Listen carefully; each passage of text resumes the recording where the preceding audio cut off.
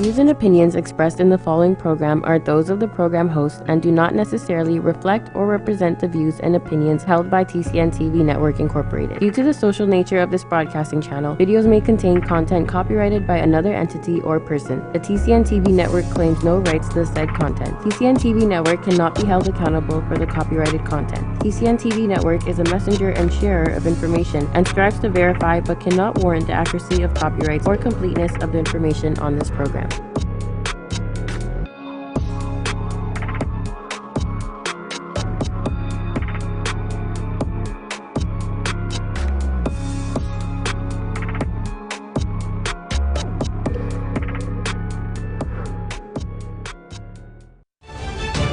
We discuss all the issues, municipal, provincial, federal, and any issue of national importance. We will talk about on Point.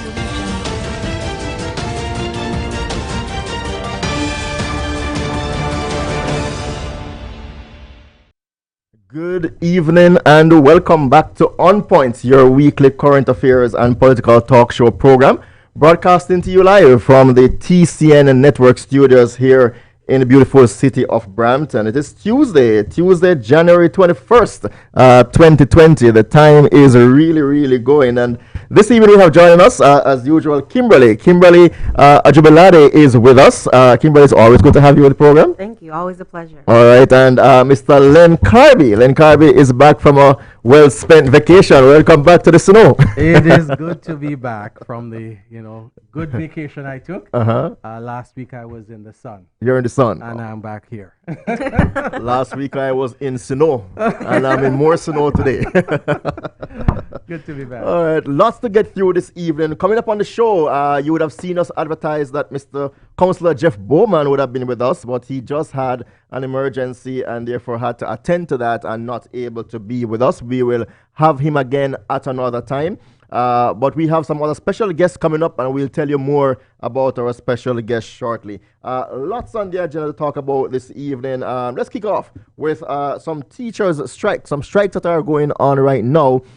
If you're in the Peel region, then likely your kid was not in school today because of these teachers' strikes. Let's get into it, Kimberlee. Let's kick it off with you there. Your thoughts on these strikes, these teacher strikes. The education minister is saying, strikes hurts kids. The teachers are saying cuts hurts kids. Who is hurting who with the strikes here? What's going on? Well, the kids are certainly the one at a disadvantage for sure, regardless of who is causing it. Teachers are eating. But what we've seen, the strikes really, regardless of the party, regardless of who's the minister, red, blue, or indifferent, they come up ever so often because of these issues that arise. But we talked a little bit about this a few weeks ago, and I think it's just for them to hopefully find a good medium without these rotating strikes and so much frequent strike, keeping the children in school. Yeah. I think while they do those negotiations, that will be a good alternative. A good alternative, yes. I think it's not just about the strike itself, but how we actually have dialogue and come to consensus. I think our children are suffering because of adults have not been able to come to agreement. Conversation. I don't believe that teachers want to be on strike. It's a cold day out there. I don't think they want to be on the picket lines. They also have children who are hurting from this whole process. So I don't think that there's anyone that has ill in their heart around this issue, but how we actually find common ground and agreement. Teachers are part of the system that they're trying to change, and their voices should be heard, as well as the side of the minister who have to be considering the financial implications of this. So it's about how we ensure that we have clear dialogue and that we listen respectfully and come to conclusion, consensus. Let's dive down into a few of the issues, because one of the things that the government has said, they have passed a law basically limiting salary increases to 1% across the public sector. The teachers' unions, for example, have been saying that, this issue will impact on our right to collective bargaining, right? But let's look at some of the salaries for it. There are some teachers are saying, they need more than the 1%. Some individuals are saying teachers are very heavily compensated. We're able to find some graphics, and we could get it on the screen. We can look at some of the salaries for teachers. To a large extent, teachers are getting good close to $80,000-$90,000. Teachers by and large are fairly well compensated. HR professional, what are your thoughts on that, on compensation? Well, I guess it's whatever they kind of that's a decent wage, but again, in terms of tenure of service and different things factor, and it's not always just a blanket or clear cut. It's not a bad figure. Whether or not that could be increased or over time or years of service, that's something we can look into. But I mean, I understand the government's point of view as well. I think, over the years, the teachers, they've gotten used to this type of luxury. Maybe they get these increases ever so often. So it's almost a given. And while the government is looking at fiscal responsibility, they're probably saying not at this cost. So when people get used to a certain amount of luxury, it's hard for them to let that go. That's what Len Carby, let's look at some of these. Let's go at some of this Len Carby. You consider it not a luxury, but when they get used to a norm or get used to an increase, then it's hard to say no. Let's go to a few of these. In the Peel District School Board, for example, the average salary based on my research here suggests to be about 80,700, right? In the Ottawa District School Board is about 115,000 on average salary. Toronto District School Board, roughly about 73,000 is an average teacher's salary. We kind of look into the York region with about 76,000 in average salary. The Ottawa Catholic School Board about 86,000 in average salary. The ordinary Ontarian doesn't make so much money then, Carby. Is a 1% being offered by the government considering our fiscal constraint such a hard bargain? It's interesting that we're only making this about salary. But when I listen to the dialogue that's happening out there, it's not just about salary. Yeah, we get to the other, but let's talk about some salary first. But there is debate, and that's the challenge with looking things through a single lens. Yes. And I think that is part and parcel of the problem that's happening right now. The ministry is only looking at it through the single lens of income and arguing about the salary increase. Teachers are also looking at other constraints. They are looking at class sizes. They are looking at the way education is delivered to students. They are looking at a holistic way in which the changes and the cuts will impact education. So I don't want to narrow the conversation to simply about salaries. It's a big part of the conversation, though. It is not only about that. And in fact, it's not the reason why you find parents and students who are out there joining the picket lines along with the teachers and supporting them. Because there is an understanding that what the teachers are fighting for is bigger than just their salaries. So a few of the other things. Let's go to a few of the other things then, Len Carby, in terms of class sizes, in terms of delivering classes online. Kimberlee, you're in the HR world. I from time to time in my own field have to do some online seminars and online lectures and stuff like that. Is it just a bad idea to expose kids in the high school to these online platforms where they can take courses online for their long-term benefit? I don't think it's a bad idea, but I just think it's all about balance. I saw a post earlier. They're like, somebody made a post on Facebook, I think. Anybody else find it ironic that they're using all this technology, Twitter, social media, to say that technology is bad? But I don't know if the teachers per se are really saying it's bad. I guess maybe not ideal, but I think there should be a balance with in-class and online. They need it so that it's not like a shock for them, but maybe just a balance. Different students learn different ways, and maybe for some, it's about accommodating, but I think it should be in the curriculum, but maybe just a balance. Like, is a balance fine? I don't think the teachers are saying it's a bad idea. So I don't think teachers' position is that it's a bad idea to deliver education using technology. That's not the argument that teachers are placing. And so if you make that their argument, then that's disingenuous. Right? The issue has more to do with how education is delivered as a whole. And class sizes is part of that conversation. So we are saying that then there's an issue with salary, there's an issue with online delivery, and we think online delivery is fair. What about class sizes? Back in the days when I went to high school, I think there were 40-something kids in my class. It's been proposed here to down 24 or 26 somewhere there.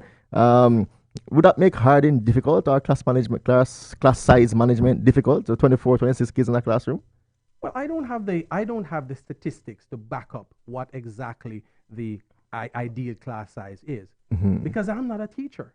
The teachers are part of that education delivery, and so they have a voice in determination of what an ideal class size should be, and they should have a voice in that conversation. So for a politician to simply say what an ideal class size is without the impact or input of teachers who are delivering that education, I don't think that's appropriate either. So is it that, you should only listen to teachers? No. We put politicians in place to make fiscal decisions about how things are managed. And that's why the dialogue is so important.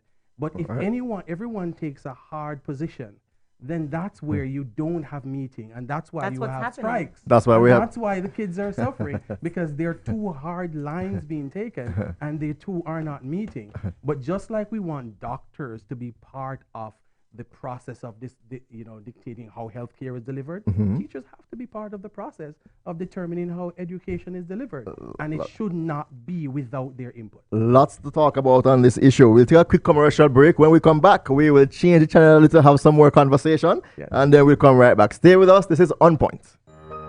Are you retiring smart? Make your home's equity work for you. With your home's equity and our 30 years of experience, the Retire Smart Properties team can help you achieve the quality of life you've always wanted. Our services are 360 degrees. We'll give you advice, take care of staging and selling, and help you find the perfect home and community to transition to. It's time to enjoy the retirement lifestyle you deserve.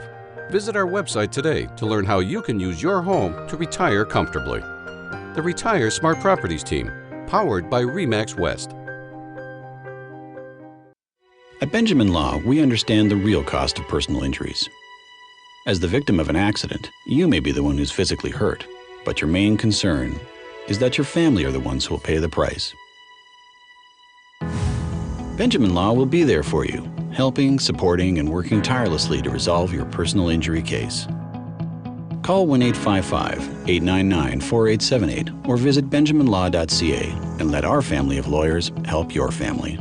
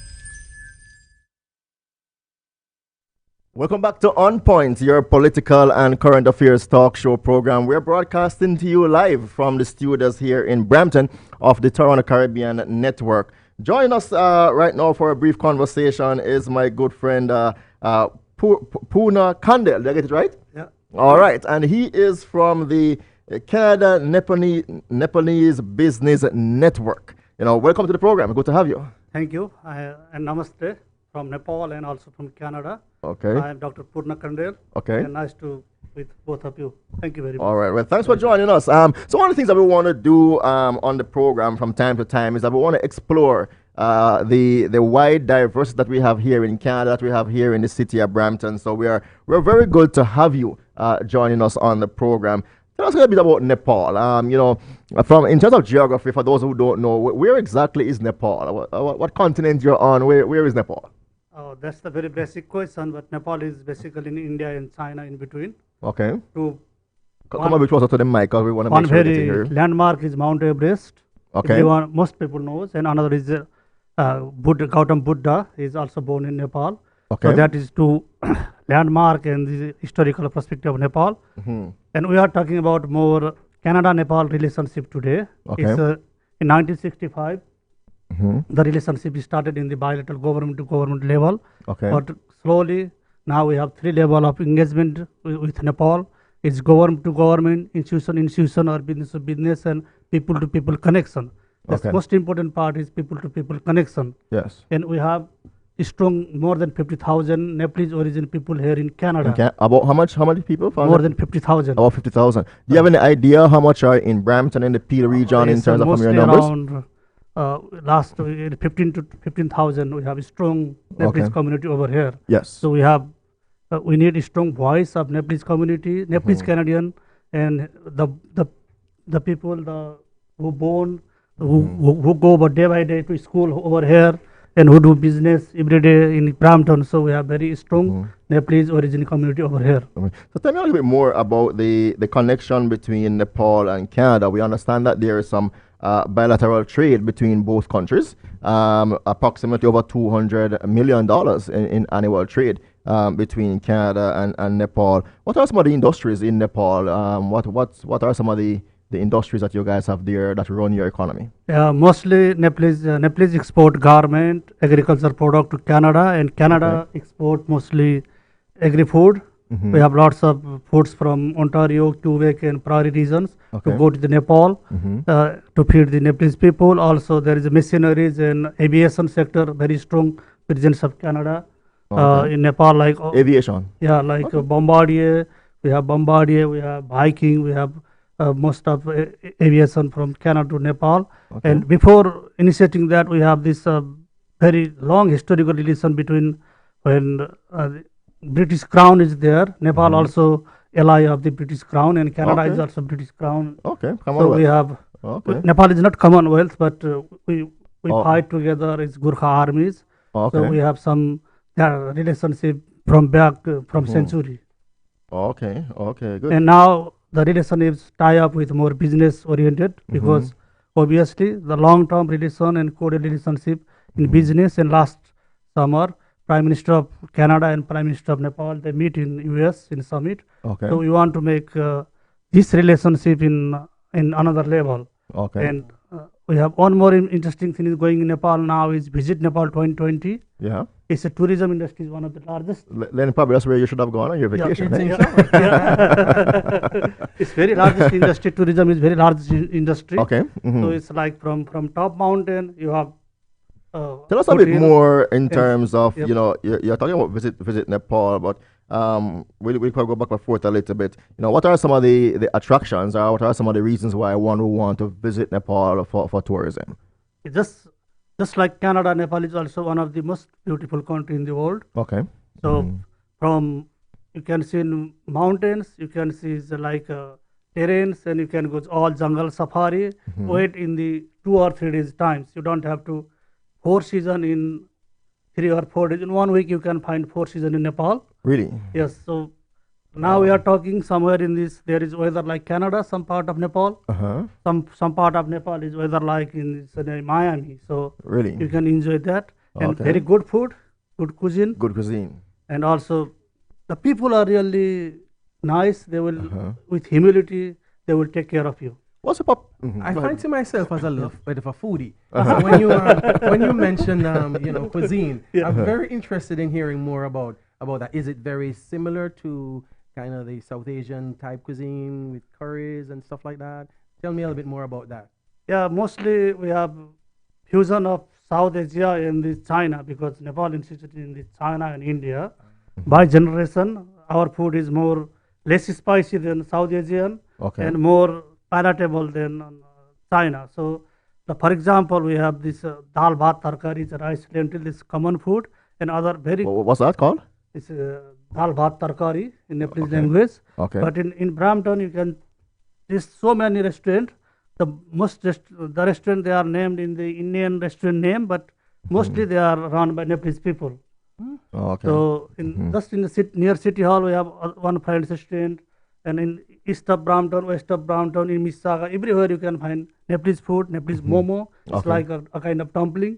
You can enjoy here. So that kind of food you can really enjoy, and you will not be disappointed. You will crave more and more. So let's jump on another issue here now. So one of the things that we see happening is that Brampton, for example, our mayor has gone to various countries to try to look for indirect investment. What kind of industries do you see, we could get from Nepal into Brampton? What kind of business opportunities do you see exist there?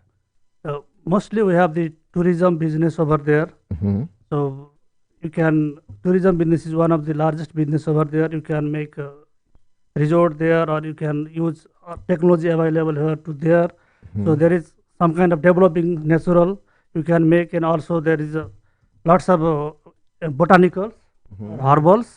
So we can bring all these products to Canada and make further processing and for the well-being of the all people. So natural, health, herbal, botanical products are one of the largest exporters from Nepal. Okay, Yeah. okay. Yeah. All right, good.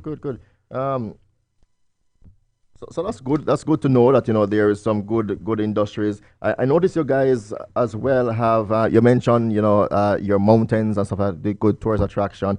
What else you want us to leave with us? We're about to run out of time now, but what other information you want to give us about the Nepalese people? The work that you do here in Brampton, the connection between you and Canada. Yeah, we have the embassy in the Ottawa, is slightly other part of town, but Okay. Our ambassador is very helpful. He will cooperate anyone who is interested in Nepal. He did visit Nepal program last week, and Okay. also non-resident Nepalese Association, other lots of community organization. They have people-to-people connection, and all people who want to go visit Nepal. And then you have welcome package. You have all package situated on that. You have discounts, and you have you can see both people-to-people connection and business-to-business connection. So, and from people who are coming from Nepal, we have same issue like school, health, and that Brampton should grab from all of us. And that issue we are also working together with mayor and all provincial and federal level. So we want our voice, strong voice, like, because we are molded within Canadian communities. Yeah, so we are in this community. So we want to contribute in this society. Fair. Final question to you. We're almost out of time here. You mentioned the restaurants and other things that you have here in Brampton. Any other cultural activities for somebody who want to experience a bit more of the Nepalese culture? Is there any festivals, cultural activities, or anything, any signature events that you have here in Canada, in Brampton, that people can go about to kind of experience some of the culture? One of the largest events is Himalayan Mela, that is in the open art exhibition and music exhibition in the downtown Toronto in Nathan Phillips Squares.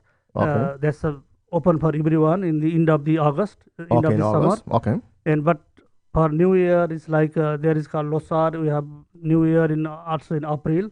So in the spring season, there are lots of activities. We will keep updated, and our community is so strong. So there is every week there is a special event. Something. Yep. Yeah. You have the boat race as well. That's Nepalese as well. Sorry. The boat race. And No, it's not the boat race. No, not Nepal. Okay, all right. All right. Thank you so much for joining us. Lots of information. We're highlighting the mosaic of Brampton and the different cultures and activities that we have here in the city. We'll take a quick commercial break, and when we come back, we'll have some more political conversations. Dr. Purna, thank you so very much for joining us. Thank you very much, and visit Nepal 2020. Namaste again. All right. Thank you so very much. Nice to meet you. Stay with us. World-famous spiritual astrologer and psychic Pandit Sai is born to serve people. He's an expert on palmistry and horoscope. He can handle all problems and give Vedic solutions for business, job, love, marriage, husband and wife problems, children, personal, and many others, including depression. He also performs pujas to clear all sorts of obstacles. Call Pandit Sai and see changes in your life now. 647-766-1419, located at 2895 Derry Road, East Mississauga, Airport Road and Derry.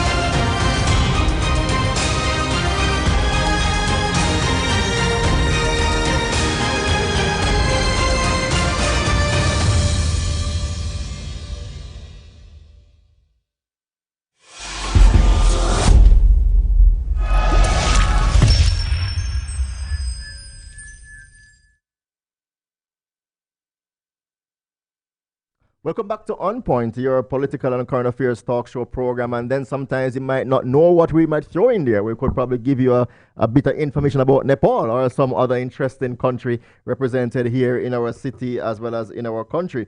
Kimberlee, Prince Harry and Meghan decided that they are going to settle in Canada or migrate to Canada. I think the prince arrived in Canada last night. Seeing that they have been given a rough treatment in the United Kingdom and looking for a much nicer community, a much nicer city to live in, country to live in, so they have chosen Canada. Your thoughts on that? Yes, well, I mean, Meghan knows a little bit about Canada, right? She was here for a short while before, but we're warm people, politics and everything aside, and I think they should be welcome and they should have that right. I know people are indifferent about, if you marry into the family, not just for both of them, they should observe protocol and whatnot, but they're also people, they're also individuals, and ultimately it's what works best for them. They've been kind of breaking records or setting trends from the inception of that relationship. So if this ultimately works best for them, then we wish them all the best. We welcome them with open arms. Who knows? We might even get them to be here on Point. All right, that's really good, for sure.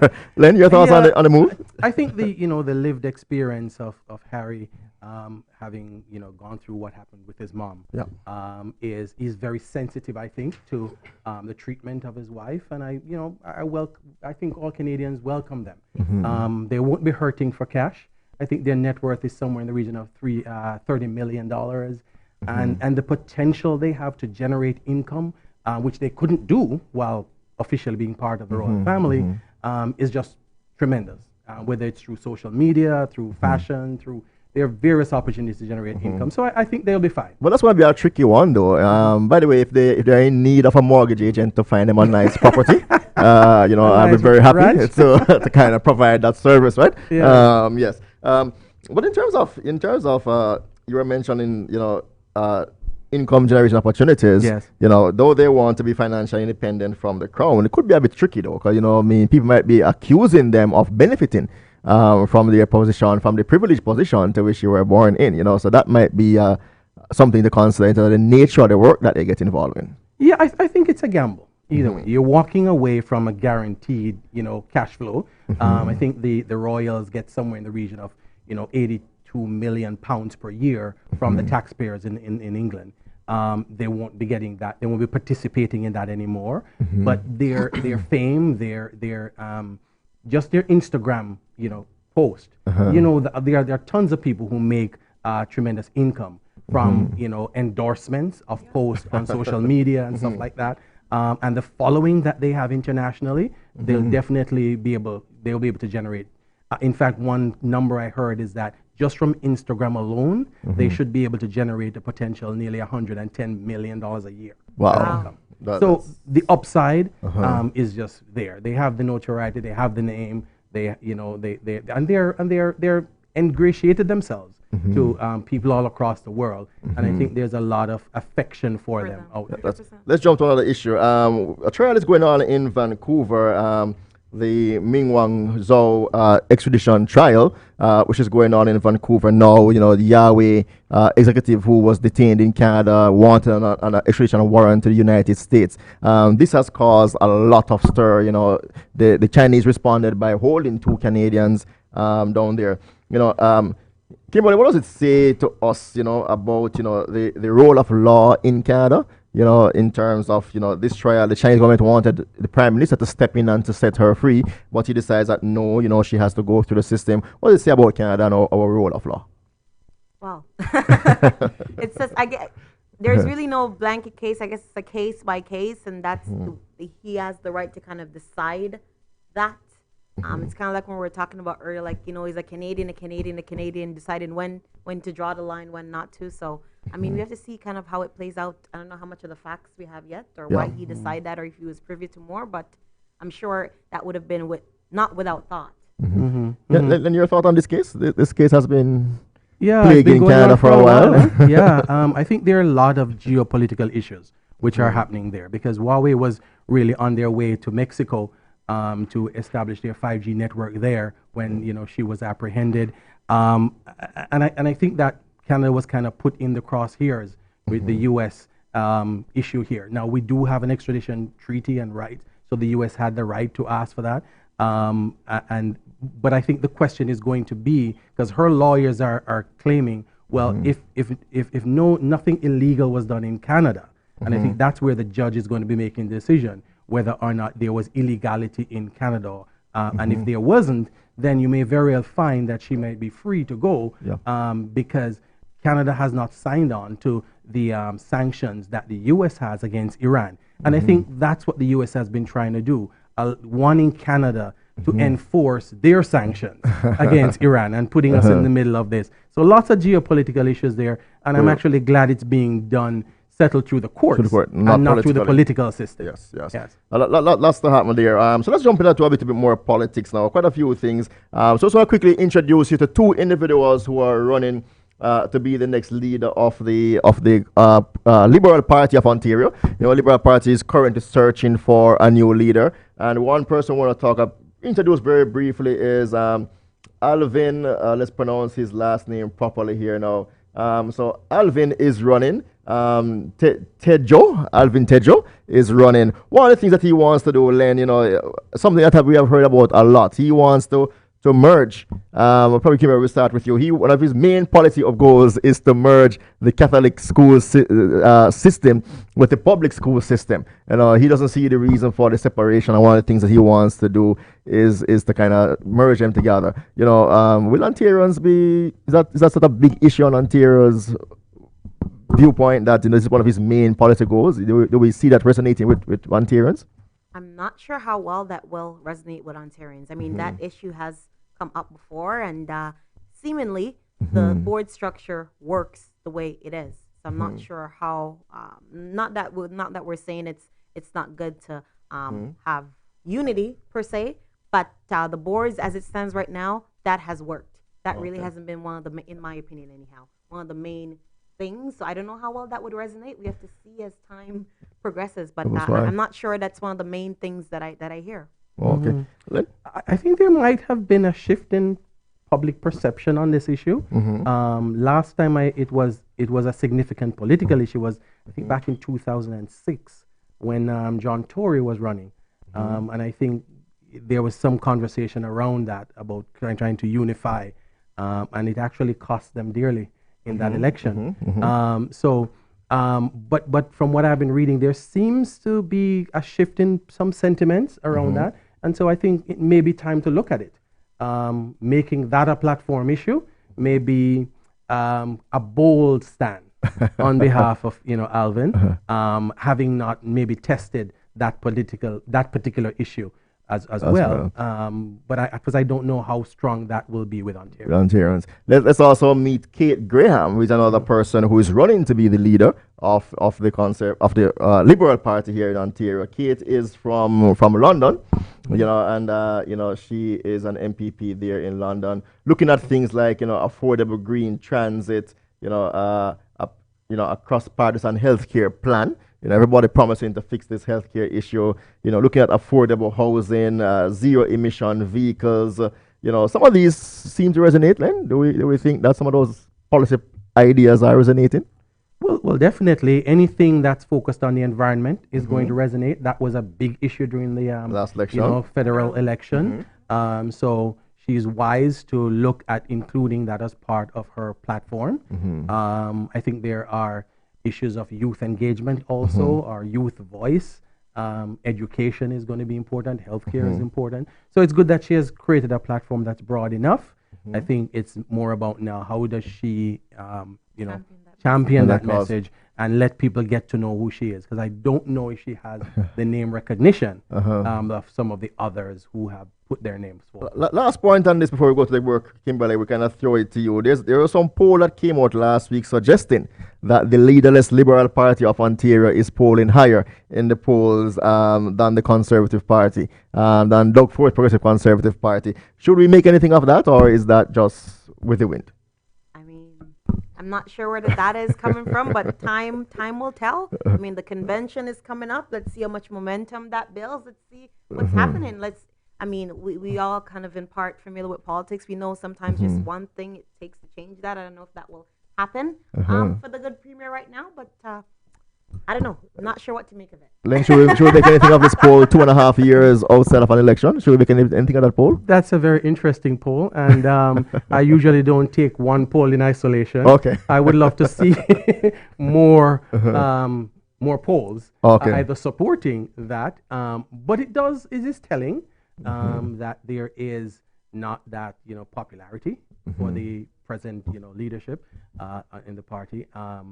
I think what is one of the things that we see happening now is a rebuilding process that's happening in the Liberal Party, and so it's still early days. Early days, all left right. to be seen as to how well that will resonate with Ontarians. All right, let's take a quick commercial break and we'll come back. A lot more to discuss. We take a look at the federal Conservatives and their leadership coming up, some Brampton issues, lots more to talk about. Stay with us. My name is Trish Curling, and I am an online coach, personal trainer, and yoga teacher, and your new host of Shaping Life, which is all about understanding that we have the ability and the control to take charge of our health and wellness.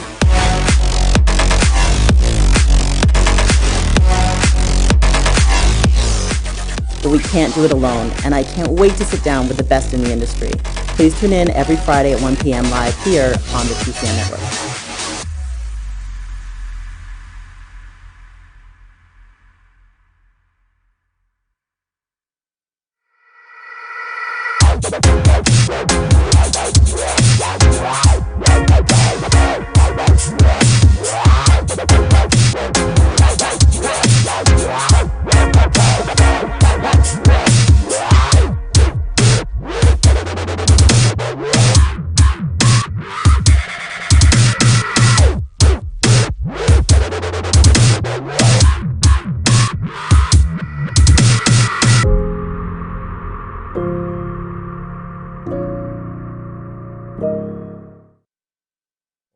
Welcome back to On Point. We're here discussing the politics of the day, broadcasting to you live on the Purna Caribbean Network studios, right here in the city of Brampton. Big headline today, Len Carby. We kick it off to you. A report came out today suggesting that 99.6% of the times when an MP vote, they vote along party lines. Are we getting too partisan in our politics here in Canada? That's an alarming statistic, especially here in Canada. I did not perceive Canadian politics to be as polarized as we see from our cousins down south.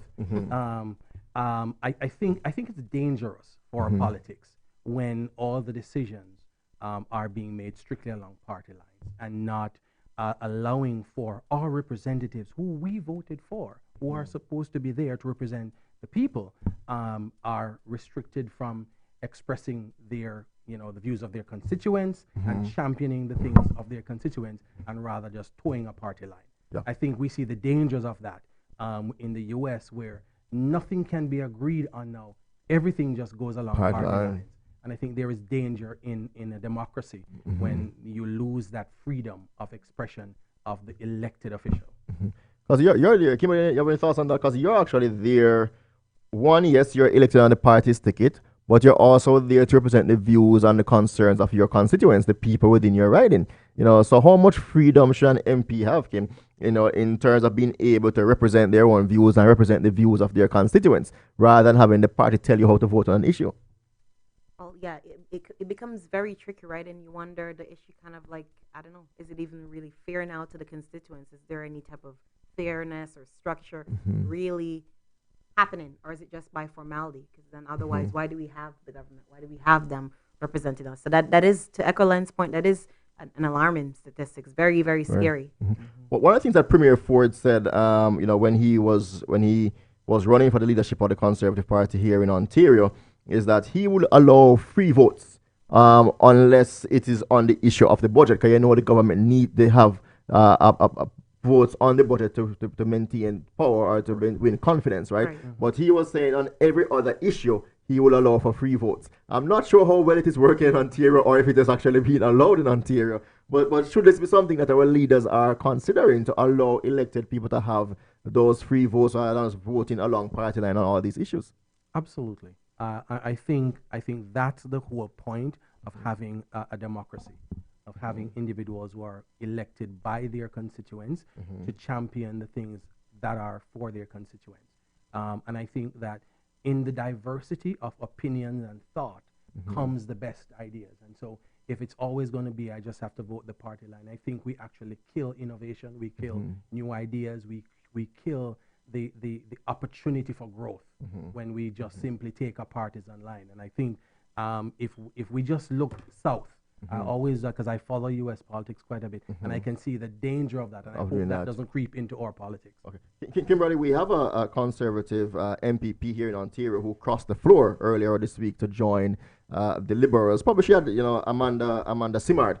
She had actually left the party a few months back, but decided this week that she would go and sit with the Liberals. Is this one of the things that we're seeing? Because she was not satisfied with the fact that the Ontario government cut the French language services, and she represented a riding which has a big French speaking population. So she had left the party and now crossed the floor. Should she be able to speak her mind while still remaining within the party, or is crossing the floor the only solution when you disagree with the party? That is a very good question. I guess that's to the extreme. Others will probably decide to kind of speak up or speak their mind. But if she, maybe, I'm not sure what her experience was, if she feel like she was hitting a brick wall there type of thing, or if she feel that that's the only way to do it. You have some people who decide to play it safe and others extreme. And maybe she figured changing parties right now to represent her constituents because she still want to advocate is the best. And that's just the extreme version. Maybe it could be many things done along the line. But again, the choice is hers to do that. Yeah, but I think just about it's not just about the choice. I think also if the environment is not created in which one feels that they can speak in opposition to their own party, then the only alternative they have is to cross the floor. I mean, people cross the floor all the time. You can look at the long list of individuals who have crossed the floor. I think one of the interesting things, though, out of what has happened now is the desire by the Doug Ford government to change the status of what the number of seats required to give you a legal party status from 8 to 12, figuring that if one person was to join the Liberal Party, they would again gain party status. They're 7 right now. And I think that's a danger in our politics when we try to move the goalposts simply to meet our own ends. Like what we do in the city of Brampton, but that's a different conversation. Always trying to change the goalpost, right? That's a danger. Let's talk about some federal politics right now. Let's introduce you to Leswin Lewis. Leswin Lewis has decided that she is making her intention to run for the leader of the Conservative Party of Canada, campaigning on courage, compassion, and common sense. Kimberlee, this is a rather unique situation that we're seeing. A woman of color from a minority background is actually putting herself in, not to run for the Liberal Party of Canada, but running for the Conservative Party of Canada. How interesting do you guys find this? Very, very interesting. We've talked about this on the show, whereby it would be so good to see diversity across all parties. Right, regardless of wherever people's views lie. So I'm excited. A woman of color, woman first of all, and someone of the visible minority, and more specifically the African Caribbean community. I'm so excited. A black person. I'm glad it's good. Hopefully, it's showing progress. Yes. Genuine progress. Well, the Conservatives should be excited about it. Yes. Rightly or wrong. The Conservative Party has not developed the reputation of being one that demonstrates, the kind of diversity. So this is something that they should welcome. I welcome seeing that level of diversity on the stage. I hope the party has created a structure that allows for her voice to be heard equally in the debates. I see, for example, or down south, and I use that as an example because it's so public. With the Democratic Party, there was such diversity on the stage at the beginning of the race, and what do you see now? Excuse me. It's all gone. Even before one vote has been cast. So I'm hoping that there is a structure or system in place that will allow for Leslie's voice to be as heard on the stage among others who are jostling for this. I'm not sure if we had a photograph of her there. We put that up while we continue to talk.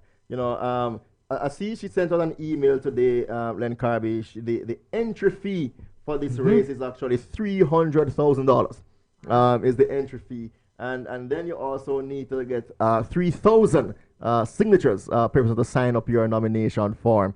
Is it a deterrent to entry into politics? These heavy entry fees plus 3,000 people across the country, probably reasonable. About $300,000, Kimberlee.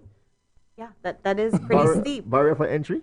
100%. That could be a big barrier, and probably one of the reasons why many members from the community have kind of stayed away. She's at the leadership, but even people on a lower level, just if they want to be an MP or MPP, it's the same barriers, but hers is just heightened maybe with that role. It costs a little bit more, so definitely something that I think the party needs to look at. I think that could be a huge deterrent. It's not just at arm's reach somebody would have that. Maybe borrow, fundraise, or what have you, but it's a deterrent for sure. You have to fundraise. $300,000 then, is that a reasonable entry fee? I think it's a barrier for entry into the race. And for whatever the reason is, I believe it has been increased significantly since the last time. So certainly it is going to be a barrier for entry. And I think if I think it's dangerous to allow money to determine who it is that gets to the place of representing us as Canadians. And so I think the party needs to be careful about how steep they make that entry, because it will mean only those with the resources will have the opportunity to participate. And I think you have to fundraise it. I don't think they allow you to kind of contribute from your own resources. You really have to fundraise it. And just by way of information, individuals, any permanent resident or citizen of Canada can sign up to vote in this process. You need to be at least 14 years old and over. And I think the entry fee or the membership fee is about $15.